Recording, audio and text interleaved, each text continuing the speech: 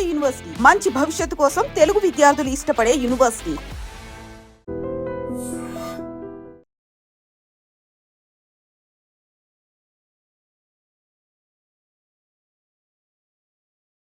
ఈ వీడియో చూస్తే భయమేస్తోంది కదా.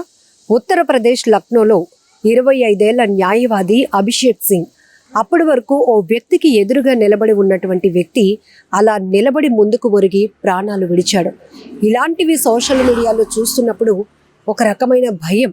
ఎందుకంటే కూర్చున్న వాళ్ళు కూర్చున్నట్టే కుప్పకూలిపోతున్నారు. నిలబడిన వ్యక్తి నించొనే ప్రాణం వదిలేస్తున్నాడు. జిమ్లో వర్కౌట్ చేస్తూ కొంతమంది హార్ట్ అటాక్ లేదా కార్డియక్ అరెస్ట్తో ప్రాణాలు విడుస్తున్నారు.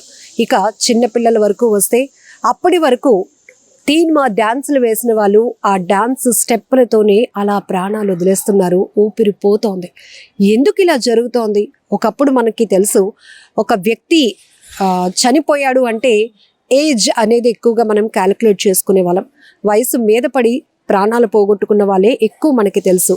ఆ తర్వాత వివిధ రకాల ఆరోగ్య సమస్యల వల్ల లేకపోతే అనుకోకుండా జరిగిన ప్రమాదాల్లో ప్రాణాలు విడుస్తున్న వారి సంఖ్య ఎక్కువగా ఉంటుంది.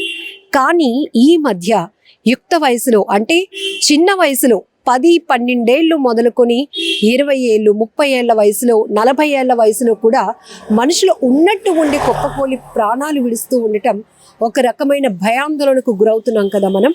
ఎస్, డాక్టర్లు ఇదే చెప్తున్నారు. మన జీవన శైలిలో చాలా మార్పులు వచ్చేసాయి. ఉదయం లేచింది మొదలు రాత్రి పడుకునే వరకు కూడా ఉరుకుల పరుగుల జీవితం అయిపోతుంది. కనీసం మన ఫ్యామిలీ కోసం మనం ఆలోచిస్తున్నాం, మన ఫ్యామిలీ బాధ్యత తీసుకుంటున్నాం, అన్నీ అవసరమే మనిషికి. కాకపోతే మనల్ని మనం పట్టించుకునే పరిస్థితి ఉంటుందా? మన ఆరోగ్యాన్ని మనం జాగ్రత్తగా కాపాడుకోగలుగుతున్నామా? అసలు మన హెల్త్ కండిషన్ ఏంటో మనకి తెలుస్తోందా? ఇదే ఇప్పుడు వైద్యులు సూచిస్తున్నారు.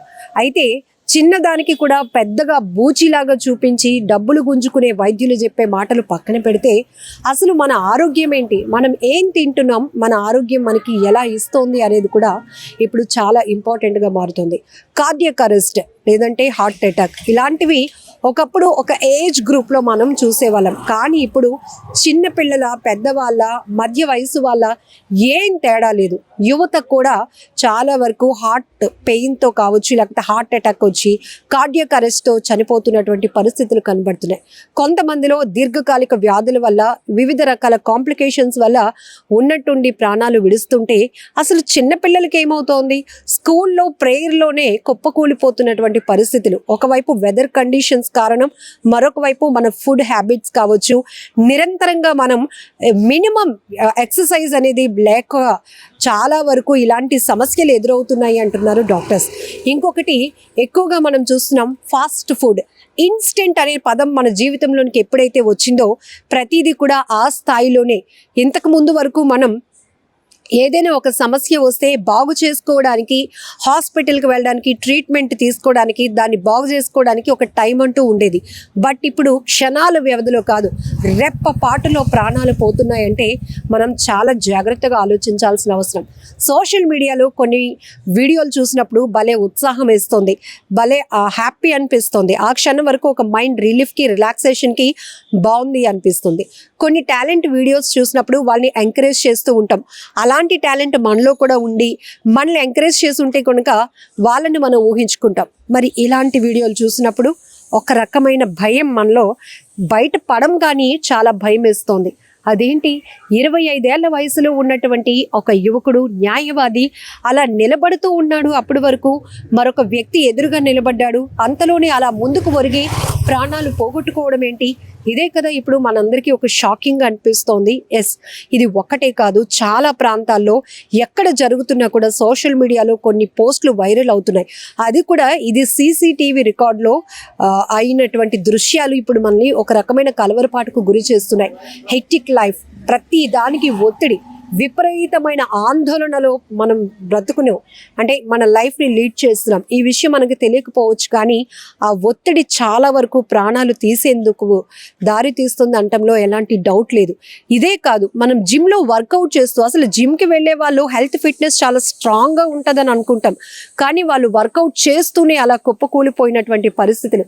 కొంతమంది అప్పటి వరకు ఫంక్షన్లో చాలా హ్యాపీగా గడుపుతారు, బంధువులతో, చుట్టాలతో డాన్సులు వేస్తారు, సరదాగా గడిపిన వాళ్ళు ఆ క్షణం ముందే అక్కడ ప్రాణాలు కోల్పోయి తీవ్రమైనటువంటి విషాదాన్ని నింపుతున్నారు.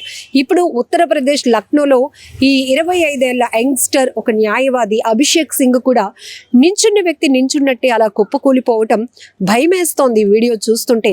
కాబట్టి మనం లైఫ్ స్టైల్లో కావచ్చు, ఆరోగ్యపరంగా చాలా జాగ్రత్తలు తీసుకోవాల్సిన అవసరం ఉంది. అలా అని ఎవరు పడితే చెప్పేది అవన్నీ ఫాలో అయిపోకుండా నిజానికి ఇప్పుడు మనం వింటేజ్ హ్యాబిట్స్ మళ్ళీ మనందరం అలవాటు చేసుకుంటున్నాం. ఆ రోజుల్లో ఉన్న వాళ్ళు, పాతకాలం వాళ్ళు ఎప్పుడు గోల్డెన్ డేస్, గోల్డెన్ మనుషులని మనం చెప్పాలి. ఎందుకంటే ఎంత తిన్నా అరాయించుకునేటటువంటి శక్తి వాళ్ళకు ఉండేది. ఎంత తిన్నా తినకపోయినా అదే స్థాయిలో వాళ్ళు ఎఫెక్టివ్గా పనిచేసే శక్తి వాళ్ళకు ఉండేది. ఎంతమంది పిల్లలున్నా అంతే ఓపికగా చూసుకునే శక్తి వాళ్ళలో ఉండేది. ఎంత దూరమైనా ఒకవేళ అక్కడ ఆటో కానీ బస్ ఫెసిలిటీ లేకపోయినా కిలోమీటర్ల కొద్దీ నడిచి గమ్యస్థానానికి చేరుకునే ఓపిక వాళ్ళల్లో ఉండేది. వాళ్ళు మీన్స్ గోల్డెన్ డేస్ ఇవన్నీ, పాత తరం. అందుకే ఇప్పుడు మనం మళ్ళీ మిల్లెట్స్ అంటూ పాతకాలపు వంటకాలు, సాంప్రదాయ వంటకాలు, ఆ హ్యాబిట్స్ని అలవాటు చేసుకోవడానికి ఇష్టపడుతున్నాం. ఈవెన్ మన ఇంట్లో అమ్మమ్మ తాతయ్యలతో మనం పోల్చుకుంటే ఏజ్లో వాళ్ళతో ఇప్పటికీ మనం అంత ఎఫెక్టివ్గా, అంత యాక్టివ్గా ఉన్నామా అంటే లేమనే చెప్పొచ్చు. ఎందుకంటే ఆ వయసులో వాళ్ళు వాళ్ళ పని వాళ్ళు చేసుకోవడానికి ఇష్టపడితే ఇప్పుడు మనం ఈవెన్ 20 ఏజ్ నుంచి కూడా 30s 40sలో ఉన్న వాళ్ళు కూడా డిపెండెన్స్గా మారిపోతున్నాం. ఏదో ఒక చిన్న సమస్య వస్తే ఆ సమస్యను పట్టుకొని కుదేలైపోతూ ఉన్నాం. కానీ దానికి కారణం ఏంటి? మనలో ఎలాంటి చేంజెస్ చేసుకోవాలి, లైఫ్ స్టైల్లో రావాల్సిన చేంజెస్ ఏంటి, హెల్త్ సంబంధించి ఎలాంటి ఫుడ్ డైట్ తీసుకోవాలి, అసలు మైండ్ ప్రతి ఒక్కరికి ఒత్తిళ్ళు ఉంటాయి. సమస్య లేని జీవితం అంటూ, సమస్యలే లేని మనుషులంటూ ఎవరు ఉండరు. కానీ కొన్ని వాటికి మాత్రం ఖచ్చితంగా మన చేతిలోనే సొల్యూషన్ ఉన్నా మనం పక్కన ఎదుక్కుంటాం ఆ సజెషన్స్ కానీ సొల్యూషన్ కానీ. సో ఇక్కడ మనం చెప్పేది ఏంటంటే ఇలాంటి ఘటనల గురించి చెప్తున్నప్పుడు మాకు కూడా చాలా ఆవేదన. ఎందుకంటే ఇది ఒక్కరిని ఆపాదించి కాదు, మనమందరం చాలా హెల్దీ సొసైటీ కావాలంటే మన ఇంటి నుంచే మనం హెల్దీగా ఉండాలి, యాక్టివ్గా ఉండాలి. ప్రతి ఒక్కరికి ఫిజికల్ ఎక్సర్సైజ్ చాలా ఇంపార్టెంట్.